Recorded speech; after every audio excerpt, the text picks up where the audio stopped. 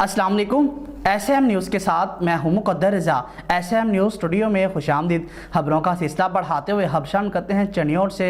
महकमा वापडा की नाअहली बिजली की लटकी हाई वोल्टेज तारों से छत पर खेलती हुई बच्ची करंट लगने से जाँ बहक हो गई। वालदा पर गशी के दौरे 1 साल के दौरान 6 मासूम बच्चे बिजली की तारों को छू जाने से दम तोड़ चुके हैं। इसी हवाले से मज़ीद तफसीलात बता रहे हैं SM न्यूज़ के नुमाइंदे मोहम्मद अफजल रुमाना।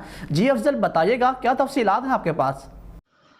चनियोट महकमा वापडा की मुबैना गफलत के बहस मासूम बच्ची बिजली की तारों को छू जाने से दम तोड़ गई। मोहल्ला तौहीद आबाद में गली महलों और छतों पर से गुजरती हाई वोल्टेज बिजली की तारों से अब तक बदकिस्मत खानदानों के 6 से ज़ायद बच्चे करंट लगने से लुकमा अजल बन चुके हैं। वापडा अफसरान को मुतअद्दिद बार शिकायत दर्ज करवाने के बाद भी कोई अमली इक़दाम नहीं उठाया गया। आंखों में ख्वाब बसाए कम सिन ज़ैनब छत पर खेलते हुए वापडा मुलाजमीन की मुबैना गफलत और मौसर इक़दाम ना होने के बहस बिजली की तारों से छू गई। नन्ही जान बिजली का जोरदार झटका बर्दाश्त ना कर सकी और खाले की हकीकी से जा मिली। मुतासरा खानदान का कहना है कि एक्सीएन वापडा और SDO से मुतालबा है कि मजीद कीमती जानें ज़ाया होने से बचाएं।